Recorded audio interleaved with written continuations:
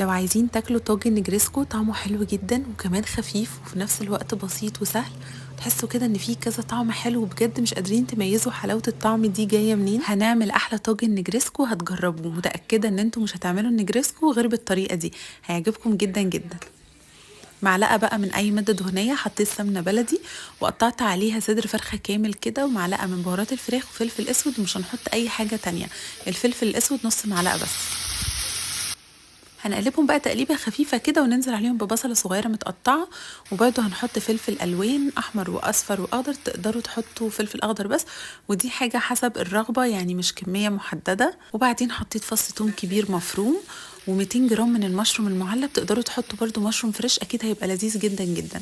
كام واحده بقى كده من الزيتون، طبعا سلقت المكرونه في ميه وملح، وبعدين حطيت كيلو الا ربع من اللبن، عليه معلقه من السمنه البلدي برده او زبده، تقدروا تحطوا اي حاجه انتوا تفضلوها، 3 معالق كبار مليانين من الدقيق، ودي كل البهارات اللي انا حطيتها على البشاميل. هنقلب بقى كل المكونات دي مع بعض، وبعدين لحد ما يبقى القوام بتاعه تقيل شويه صغيرين. قوام النجريسكو بيكون اخف من قوام البشاميل، او لما بنكون بنعمل مكرونه بشاميل.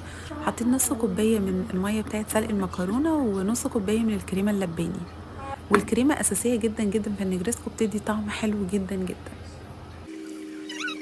بعد كده خلاص بقى كده البشاميل بقى جاهز معايا، هحط بقى نص كمية البشاميل وهقلبها مع المكرونة والفراخ كده مع بعض، يعني مش هعمل طبقات.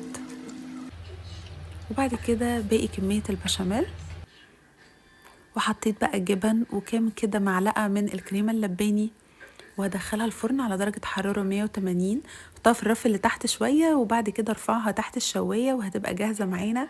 حلوة جدا، هتعجبكم قوي، جربوها بالطريقة دي هتبقى كده فظيعة وغرقانة بشاميل. جربوها وقولوا لي رأيكم فيها ايه. يا رب تكون الوصفة عجبتكم، ما تنسوش تعملوا لايك وشير لو عجبتكم.